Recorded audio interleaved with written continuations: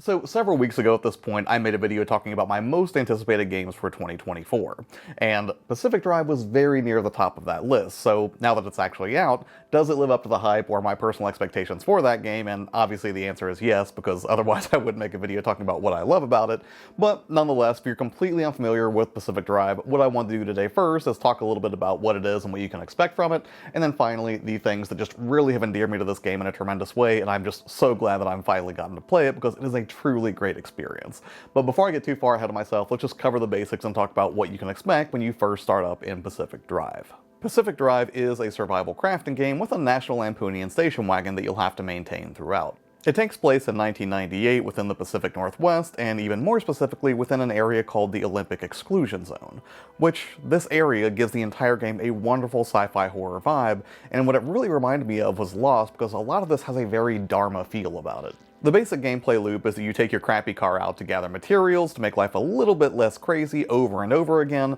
before retreating to the safety of your garage, where you can make periodic upgrades to make subsequent runs a little bit easier to stomach. This is because in addition to having to deal with maintaining your car and all of the challenges that come along with doing automotive repair, you'll also have to deal with a variety of creepy things within the exclusion zone, specifically a range of different anomalies that are mostly harmful but occasionally helpful. And before we jump into all of the things that I just really love about this game so much more than I was expecting, I did want to talk a little bit about why I was so excited to play this game in the first place. Because really there were a few very specific things that immediately made this a game that I wanted to seek out. And the first, weirdly, is Ghostbusters. Or maybe not so weirdly, because I don't think it's too much of a stretch to say that a cobbled together station wagon with supernatural elements can definitely conjure up imagery of Ecto-1. But for me specifically, what I'm referring to is Ghostbusters for the Commodore 64. This was a game that I grew up playing with my dad on the Commodore 64, and one of the weird things about this particular version of Ghostbusters was when the game started, you actually had to outfit your car with a bunch of ghost-busting gear. And the car you chose may not even be the original Ecto-1 hearse, rather it might just be a VW Bug, which I'm not sure if it's canon or maybe just headcanon for me that I always assumed the VW Bug was probably Janine's car, but anyways, the point is, that was my favorite part of the original Ghostbusters game on the Commodore,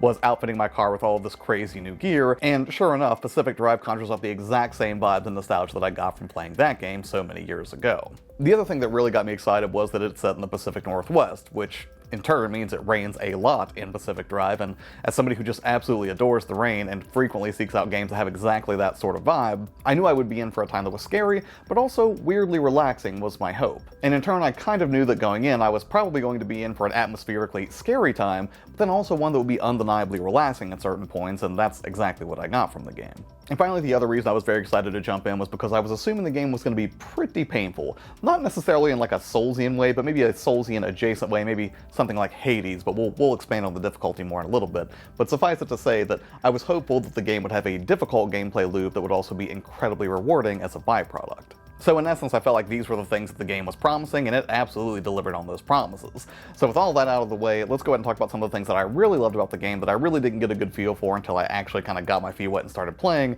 And for starters, I love the fact that this game is just unapologetically dense. Seriously, it is just like the video game equivalent of hostile architecture. There is just so much to keep track of in this game at any point, but thankfully everything that you find has a box that it fits into, both literally and figuratively. For instance, inventory management is absolutely crucial, weighing not just the pros and cons of how much space you'll need to leave yourself when going out on a run, but then also how much crap you're willing to pick up or leave behind.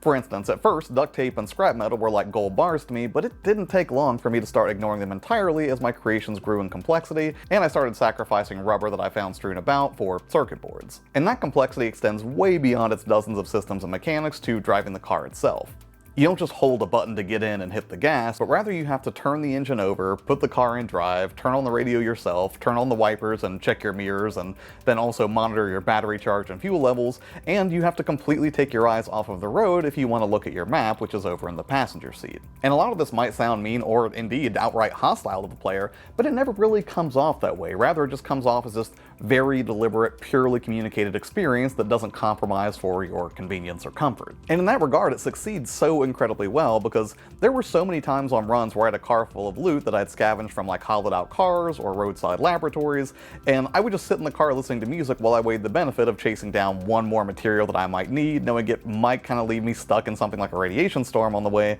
or just leaving it behind and making my way back to the garage immediately. It's basically a constant numbers game that's going on in your head where you're playing touch tug-of-war between the safe transport of your loot and general survivability, versus potentially making your next venture out into the exclusion zone much easier with some important gear and upgrades. And that's pretty important because in a way it feels like the car equivalent of playing something like Death Stranding, and the next thing that I really love about this is just the shocking amount of customization that you can engage in. Initially, your car is pretty junky, and you'll only have the most rudimentary tools and upgrades at your disposal to make your life any easier. However, the more you stick with it, slowly but surely you'll start unlocking better and better parts for your car, and every tiny upgrade just feels like a great victory in itself. At first I was just happy to have a running vehicle at all, and I didn't care that all of the panels and all of the doors on it were of a very crude quality. But the first time I got a steel door that I found out in the wild and then figured out how I could craft those components myself, it started to get really exciting. And in fact, I would say I just got hungrier and hungrier for each new run for scrap, because I wasn't sure what new component I might run across and how that might affect my future upgrades. And that's despite the fact that going out to the exclusion zone is legitimately terrifying, but we'll get to that in a little bit. For now, suffice it to say that every moment I spent in the garage, whether that was swapping out a tire, fixing a busted headlight, or just painting certain parts of my car a different color, were incredibly fulfilling and every bit as enjoyable as venturing out into the harshness of the exclusion zone. In fact, I might even like it a little bit more than any time I go out into the exclusion zone, just because it's nice to just sort of chill with all of the loot that you've collected, see what you can come up with to upgrade not just the car but the garage, and all of this to what is, a pretty soothing soundtrack to boot. And the more that I think about it, the more I really appreciate just how chill that garage experience is, because it sort of feels like you're in a much bigger version of a Resident Evil save room, and it is nice to know that you can just do things like work on your car or explore upgrades for the garage itself in relative safety compared to what you would see out in the exclusion zone. And I only say relative safety because you can technically do damage to yourself within the garage. I actually found that you can slam the trunk of your car down on your own head, which I thought was just objectively hilarious. But it's exactly that sort of playfulness that kind of takes the edge off of what are some very complicated systems. And they're only really complicated initially once you really start to get a feel for how all the text is laid out across just dozens and dozens of different menus, whether you're fabricating a new item, or scoping out a new blueprint, or checking what's exactly wrong with your car by examining the monitor next to the garage door. It does start to click into place after a few hours, but initially it can be pretty overwhelming. Which kind of brings me to the next thing that I love about it, is aside from just being dense and complicated to kind of wrap your head around its mechanics, it's a pretty hard game. And when I say it's hard, I don't mean unfairly so or anything. I just, again, don't think it's too much of a stretch to say it is a little bit Soulsian in its difficulty, because you have sparse resources at your disposal most of the time, and anytime you venture out into the exclusion zone, there's always the possibility that you don't make it back, or rather that you do make it back, but with a lot less of your loot because you've just succumbed to some random horror that you found out in the environment. Although I will say it's kind of weird seeing some of the criticisms that have been lobbed at Pacific Drive from larger reviewers out there. I'm not going to say that the game's not difficult, it absolutely is, but it also does give you options to sort of strip that difficulty down quite a bit if you dig into the menu.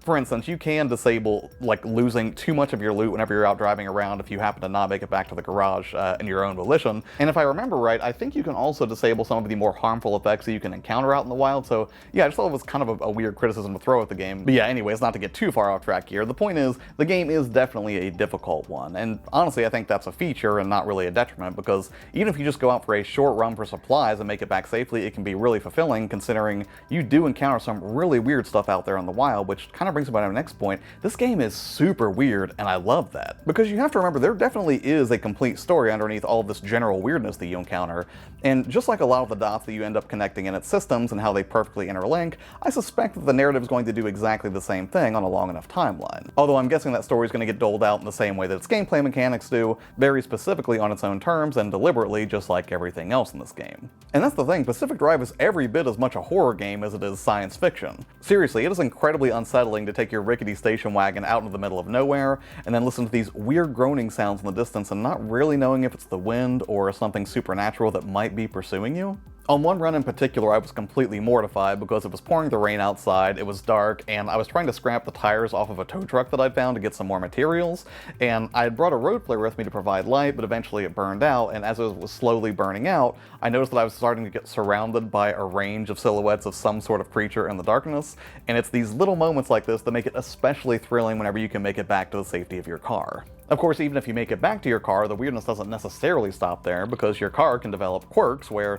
maybe the car will just take off without you for no reason, or maybe one of the weird anomalies that you spot out in the wild will magnetically tether your car and start pulling it away from you. You never quite feel 100% safe when you're out in the wild. I think that's something they reserved specifically for the garage, which I wonder if they're going to take that away at some point in the later game. I have no idea, but yeah, it is a very, very weird game. And yet for all of these different elements coming together, whether that's the density, the complexity of upgrade paths, the general difficulty of exploring a creepy paranormal wasteland, or, you know, just the general weirdness that might be off-putting to some players, it is a super relaxing game, which I think is the thing that struck me the most. Now, some of this is definitely owed to the soundtrack just being incredible, and I can't play it because I'll probably get yelled at by Google's tools and miss out on that sweet, sweet AdSense burrito money, but just look it up when you get a second on Spotify or somewhere here on YouTube, because just about every track that I heard was soothing and relaxing, or if it wasn't soothing and relaxing, it at least felt completely appropriate for someone who's trying to make do in what is a paranormal hellscape of sorts. And again, it sure doesn't hurt that you'll frequently encounter just these relaxing pockets of rain, either while you're in the garage, or if you're just out in the wild and taking a quick breather before you charge into some random roadside laboratory and start pulling out batteries. But beyond all the superficiality of just like the rain and calming music, the time in the garage feels amazing, again like a gigantic save room where you can just take in everything from the jukebox and have all of the time in the world you want to just sort of chill out and have fun cleaning up,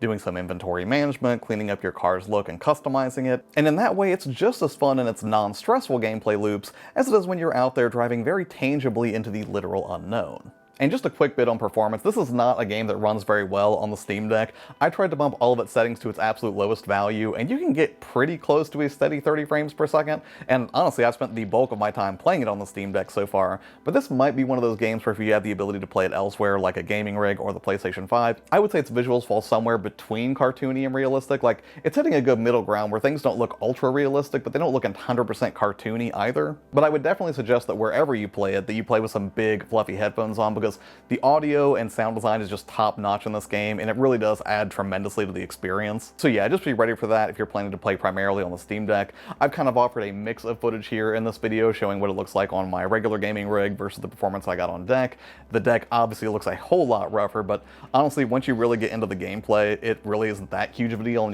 unless you're just like a huge graphics purist, I guess. Personally, I'm not like a huge graphics snob or anything like that, but it's definitely noticeable, as you can tell from the footage I've used in this video. Steam Deck footage is definitely lower quality than what you would get out of something, again, like the PS5 or a traditional gaming rig. Alright, so that's it for this one. Thanks so much for listening to me ramble on and on about Pacific Drive, which I'm having a super fun time with. So much so that I actually got yelled at by all my Helldivers friends, who were not very pleased that I stopped defending democracy so I could go cruise around in a station wagon in a creepy zone in the Pacific Northwest, but hey, what are you gonna do? All I can say is that I enjoy the game so much, I'm probably going to buy the physical edition for the PS5 as well to get some of those goodies, which that's pretty much the highest honor I could bestow on a game, right? I'm willing to buy it twice, and I don't think I've done that since Wanted Dead came out last year. Well, actually, they provided me a code for that, but then I went out and bought a physical copy of the PS5 because I had such a great time with that game. So yeah, to the developers who worked so hard on this game, tremendous job, and I can't wait to see what other weird, creepy things are waiting for me in the exclusion zone. So, as always, thanks so much for taking the time to watch. If you played Pacific Drive yet yourself, or you planning on jumping into it at some point, if so, please do let me know in the comments below.